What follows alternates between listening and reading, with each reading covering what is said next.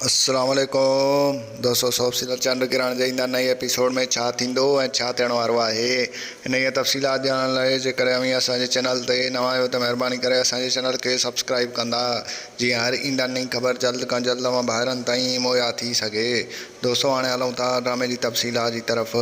तव्हांखे ॿुधाईंदा हलूं त ईंदा नई एपिसोड में तव्हांखे ॾेखारियो वेंदो त शायदि ऐं जेको आहे सो मीर जे विच में जेको आहे जहिड़ो थी वेंदो। जी हाँ दोस्तों, तव्हांखे ॿुधाईंदा हलूं त जेको आहे छोकिरी फ़ैज़ा ईंदी ऐं जेको आहे सो शाहिद खे थप्पड़ हणंदी, चवंदी तूं वॾो बदमाश थी वियो आहीं, हाणे पंहिंजी बदमाशी छॾे ॾे।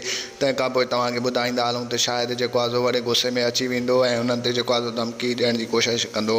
ऐं ॿिए तरफ़ वरी तव्हांखे ॿुधाईंदा हलूं त जेको आहे ईंदा नई एपिसोड में तव्हांखे ॾेखारियो वेंदो त सोजरे ते जेको आहे कमदार हमिलो करण जी कोशिशि कंदो। जी हाँ दोस्तों, तव्हांखे ॿुधाईंदा हलूं त उहो ज़ोरी सनम जो संग वठण जी कोशिशि कंदो, पर हाल उहो हुनखे मना करे छॾींदो, चवंदो त जेको आहे असां सनम जो संग तोखे न ॾींदासीं। हाणे ॾिसणो इहो आहे त छा वॾेरे चवण ते हुनखे संग ॾींदा या न, पंहिंजो राय कमेंट में ॾींदा। ऐं इन खां अलावा तव्हांखे ॿुधाईंदा हलूं त यूसुफ यानी दिलावर जेको जबल आहे अब्बास गुल, हुनजो करेक्टर बि हिन में को ख़ासि करेक्टर न आहे। ऐं हुनजी जेका घरवारी आहे जंहिंजो नालो जेको आहे सो सुहिणी आहे, ऐं उहा जेको आहे तव्हांखे ॿुधाईंदा हलूं त ख़ासि किरदारु अदा न पई करे ऐं रुॻी उहो जंग पई करे। ऐं तव्हां ॿाहिरनि खे ॿुधाईंदा हलूं त हीउ जेको आहे ड्रामो पूरो हफ़्तो न हलंदो, बरहाल हफ़्ते में 2 ॾींहं हलंदो।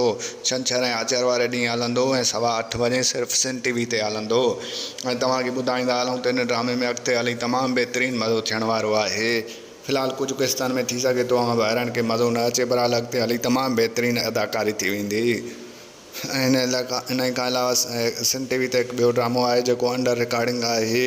दोस्तों, तव्हांखे मुंहिंजो रिपोर्ट कीअं लॻो कमेंट में पंहिंजो राय ॾींदा। वठंदासीं इजाज़त, मिलंदासीं नई वीडियो में, तेसिताईं रखंदा पंहिंजो ख़्यालु, ॾींदा इजाज़त। अल्लाह हाफ़िज़।